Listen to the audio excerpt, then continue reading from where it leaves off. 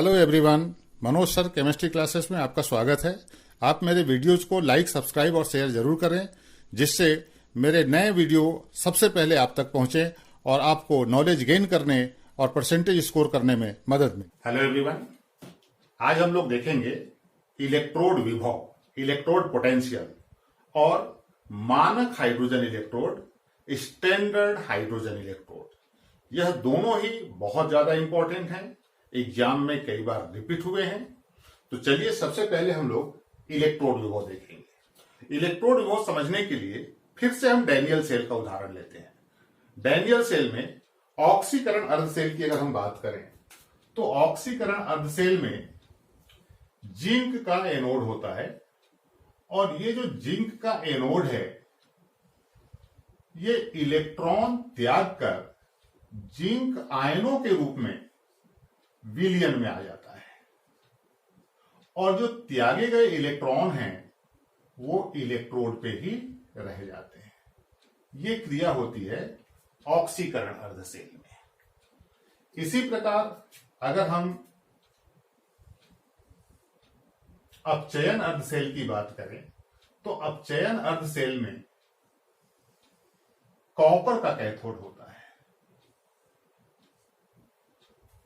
अब यहां पे विलयन में कॉपर आयन है Cu2+ और सल्फेट आयन SO4 2-। अब यहां पर जो इलेक्ट्रॉन त्यागे गए हैं ये गति करते हुए कहां आते हैं? कैथोड में, और कैथोड की सतह पर ये जमा हो जाते हैं और इस प्रकार ये जो कॉपर आयन है ये दो इलेक्ट्रॉनों को ग्रहण करके उदासीन हो जाता है। तो हम देख रहे हैं कि यहां पर विलयन, इलेक्ट्रोड की तुलना में विलयन में ऋण आवेश की वृद्धि हो रही है और यहां पर इलेक्ट्रोड की तुलना में विलयन में धन आवेश की वृद्धि हो रही है। तो चाहे ऑक्सीकरण अर्ध सेल हो या अपचयन अर्ध सेल हो, हम देख रहे हैं इलेक्ट्रोड और विलयन में उसके आयनों के मध्य आवेश का पृथक्करण हो रहा है, चार्ज सेपरेशन हो रहा है और इस चार्ज सेपरेशन के कारण, इस आवेश पृथक के कारण जो विभव स्थापित होता है उसी को हम कहते हैं इलेक्ट्रोड विभव, इलेक्ट्रोड पोटेंशियल। तो यहां पर हम देख रहे हैं कि एक इलेक्ट्रोड में, एक अर्ध सेल में ऑक्सीकरण होता है और दूसरे इलेक्ट्रोड अर्ध सेल में अपचयन होता है। तो जो क्रिया हो रही है उस आधार पर हम इलेक्ट्रोड विभव को दो वर्गों में बांट सकते हैं, ऑक्सीकरण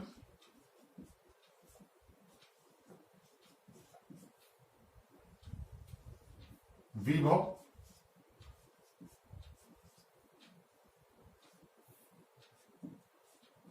और दूसरा अपचयन विभव।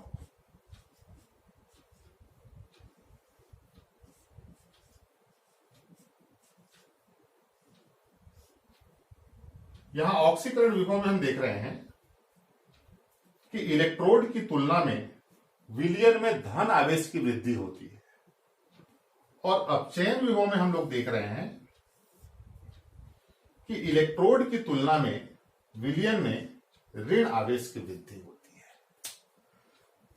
तो इस प्रकार किसी अर्ध सेल में इलेक्ट्रोड और विलयन में उपस्थित उसके आयनों के मध्य संपन्न हुए रेडॉक्स अभिक्रियाओं के फलस्वरूप जो विभव स्थापित होता है उसी को हम कहते हैं इलेक्ट्रोड विभव। अब जिस अर्ध सेल में ऑक्सीकरण की क्रिया होती है उसके इलेक्ट्रोड विभव को ऑक्सीकरण विभव कहा जाता है, ऑक्सीकरण इलेक्ट्रोड विभव कहा जाता है। और जिस अर्ध सेल में अपचयन की क्रिया होती है उसके विभव को हम अपचयन इलेक्ट्रोड विभव कहते हैं। तो इस प्रकार हम लोगों ने ऑक्सीकरण विभव और अपचयन विभव को समझा।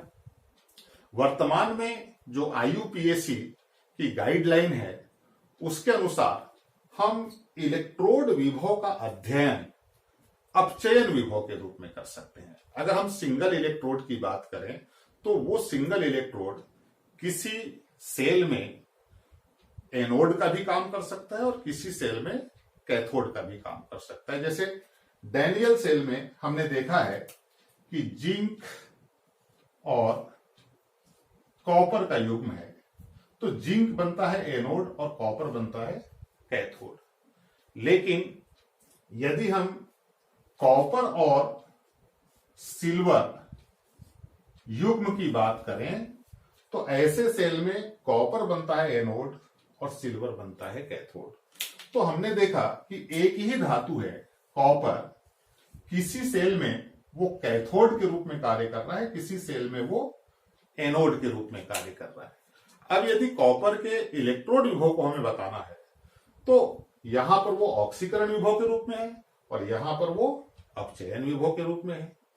तो दोनों में उसका जो संख्यात्मक मान है विभव का वो समान होता है, बस उसका चिन्ह बदल जाता है। एक में धनात्मक रहेगा तो दूसरे में ऋणात्मक रहेगा।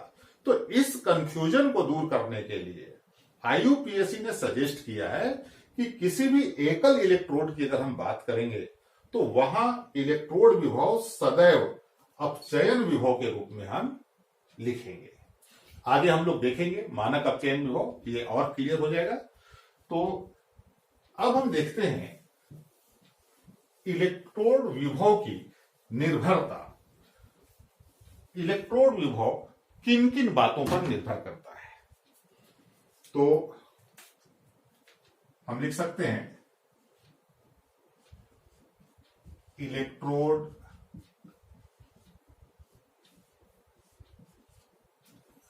विभव को प्रभावित करने वाले कारक।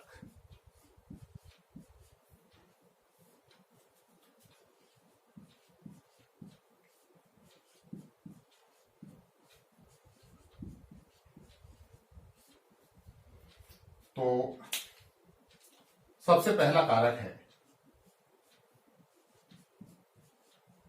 धातु की, या हम लिख सकते हैं धातु ऑब्लिक इलेक्ट्रोड।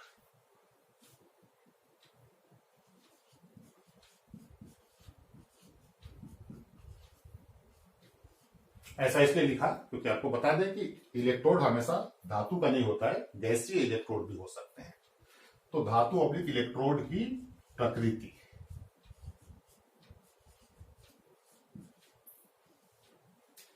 देखिए सभी तत्वों की प्रकृति अलग अलग होती है, उनके इलेक्ट्रॉन त्यागने की सामर्थ्य अलग होती है। इलेक्ट्रॉन कितने त्यागेंगे, कोई तत्व एक इलेक्ट्रॉन त्याग के धनायन बनाता है, कोई दो इलेक्ट्रॉन त्याग के धनायन बनाता है, कोई 3 इलेक्ट्रॉन त्याग कर धनायन बनाता है। तो इस प्रकार सभी तत्वों की प्रकृति अलग अलग होती है, उनके जो आयन बनते हैं उस पर आवेश अलग अलग होता है, उनके इलेक्ट्रॉन त्यागने या ग्रहण करने की सामर्थ्य भी भिन्न भिन्न होती है। तो इस प्रकार इलेक्ट्रोड विभव का मान धातु या इलेक्ट्रोड की प्रकृति पर निर्भर करता है। दूसरा है आयनों का सांद्रण। विलयन में आयनों का जो सांद्रण है उस पर भी इलेक्ट्रोड विभव का मान निर्भर करता है। सामान्यतः देखा गया है कि सांद्रण बढ़ने पर इलेक्ट्रोड विभव का मान कम होता है। तीसरा है ताप का प्रभाव, और चौथा यदि गैसीय इलेक्ट्रोड का हम उपयोग करते हैं तो वहां पर दाब का प्रभाव। ये ताप और दाब का प्रभाव आगे हम लोग नॉइस्ट इक्वेशन पढ़ेंगे, उसमें स्पष्ट हो जाता है कि किस प्रकार से इलेक्ट्रोड विभव पर ताप या दाब का प्रभाव पड़ता है। तो इस प्रकार इलेक्ट्रोड विभव हम लोगों ने देखा। इलेक्ट्रोड विभव क्या है, किसी अर्धसेल में इलेक्ट्रोड और विलयन में उसके आयनों के मध्य संपन्न हुए रेडॉक्स अभिक्रिया के फलस्वरूप जो विभव स्थापित होता है उसको हम इलेक्ट्रोड विभव कहते हैं। और अर्धशेल की प्रकृति के अनुसार इलेक्ट्रोड विभव को हम दो वर्गों में बांट सकते हैं। ऑक्सीकरण विभव, ऑक्सीकरण अर्धशेल में जो विभव होता है इलेक्ट्रोड का उसको ऑक्सीकरण इलेक्ट्रोड विभव कहते हैं, और अपचयन अर्धशेल में जो इलेक्ट्रोड विभव है वो अपचयन विभव के रूप में हम उसको लिखते हैं।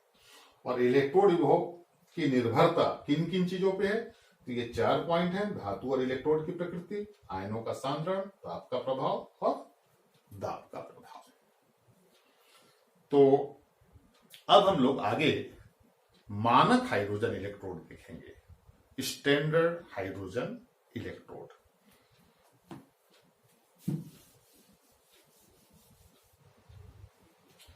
मानक हाइड्रोजन इलेक्ट्रोड एक ऐसा अर्धशेल है जिसका इलेक्ट्रोड विभव 0 माना गया है। जितने भी तत्व हैं उनके मानक इलेक्ट्रोड विभव की गणना हम इसी हाइड्रोजन इलेक्ट्रोड के सापेक्ष करते हैं।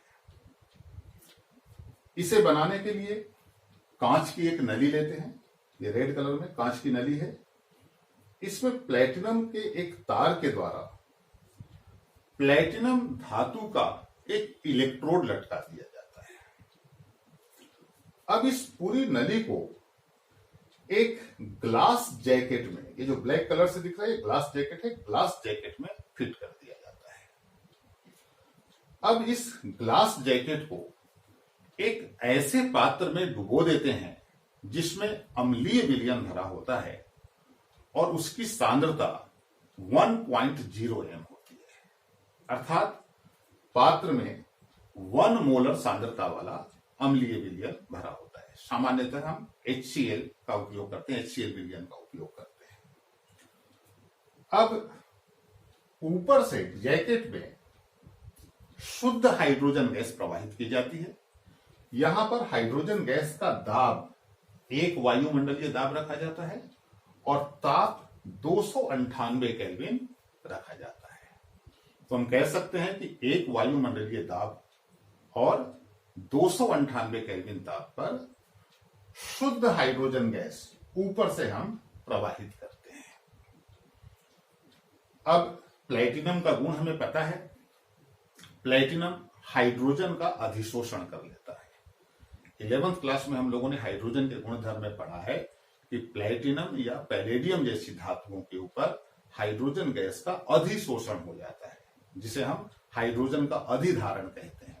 तो यहां भी वही क्रिया होगी, जब हम ऊपर से हाइड्रोजन गैस प्रवाहित करेंगे तो हाइड्रोजन गैस का कुछ अंश इस प्लेटिनम इलेक्ट्रोड के ऊपर अधिशोषित हो जाएगा और बाकी जो बची हुई गैस है वो बुलबुले के रूप में बाहर आ जाएगी। यहां पर विलयन में H+ आयन है, ऊपर से हम हाइड्रोजन गैस प्रवाहित कर रहे हैं, तो हाइड्रोजन और हाइड्रोजन आयनों के मध्य इलेक्ट्रोड अभिक्रिया होती है। ठीक उसी प्रकार जैसे हम लोगों ने डैनियल सेल में देखा था कि जिंक और जिंक आयनों के मध्य अभिक्रिया, इलेक्ट्रोड अभिक्रिया हुई थी, कॉपर आयन और कॉपर के मध्य इलेक्ट्रोड अभिक्रिया हुई थी। तो इसको हमने नाम दिया जिंक इलेक्ट्रोड, इसको नाम दिया कॉपर इलेक्ट्रोड। तो ये हाइड्रोजन और हाइड्रोजन आयनों के मध्य अभिक्रिया हो रही है, तो वो क्या कहलाएगा? Hydrogen electrode. अब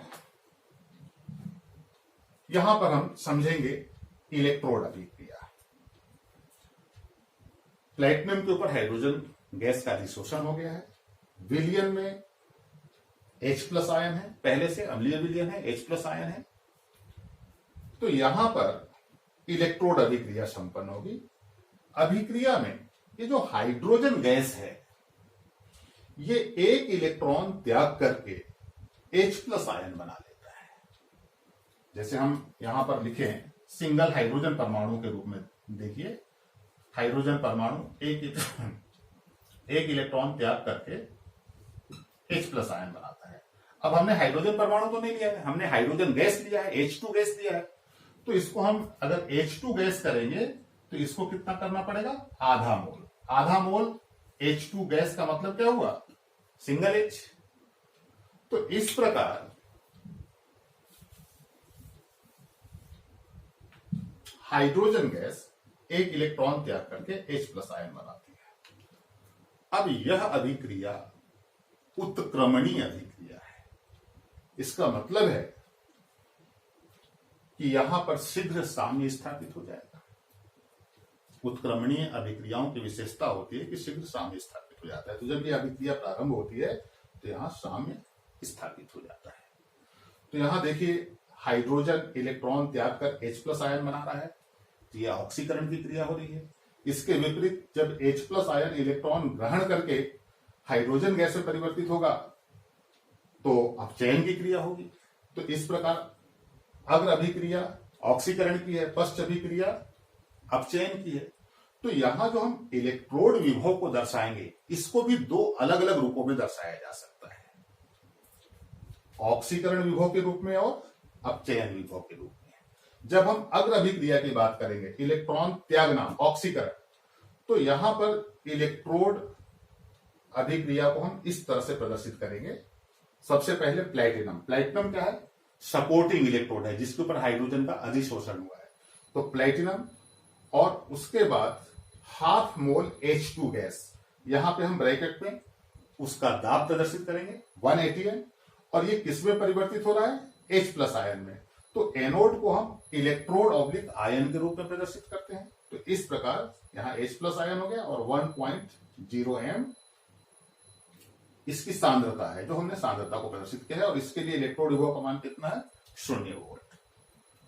अब अगर हम पश्च अभिक्रिया की बात करेंगे तो यहां इलेक्ट्रॉन ग्रहण करके ये H2 गैस में परिवर्तित हो रहा है, तो इलेक्ट्रॉन ग्रहण करने की क्रिया अपचयन, तो ये अपचयन विभव के रूप में होगा। तो अभिक्रिया विपरीत दिशा में लिख देंगे। H+ आयन परिवर्तित हो रहा है H2 गैस में, H+ आयन की सांद्रता 1.0 m, हाइड्रोजन गैस का दाब 1 atm, और यहां सपोर्टिंग इलेक्ट्रोड प्लैटिनम को लिखा है, और इसके लिए भी इलेक्ट्रोड विभव का मान 0 है। तो इस प्रकार ये जो मानक हाइड्रोजन इलेक्ट्रोड है बहुत ज्यादा इंपॉर्टेंट है। अनेकों बार एमपी बोर्ड में प्रश्न के रूप में आया है। 5 नंबर का प्रश्न आता है सीधे सीधे कि मानक हाइड्रोजन इलेक्ट्रोड का सचित्र वर्णन कीजिए, या फिर आता है कि मानक हाइड्रोजन इलेक्ट्रोड का स्वच्छ नामांकित रेखा चित्र बनाइए तथा इलेक्ट्रोड अभिक्रिया लिखिए। तो हम इस प्रकार से लिखेंगे। तो आज हम लोगों ने देखा इलेक्ट्रोड विभव, मानक हाइड्रोजन इलेक्ट्रोड।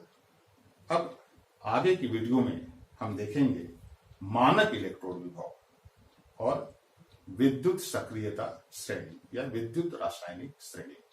तो आज के लिए इतना ही, बाकी अगली वीडियो में।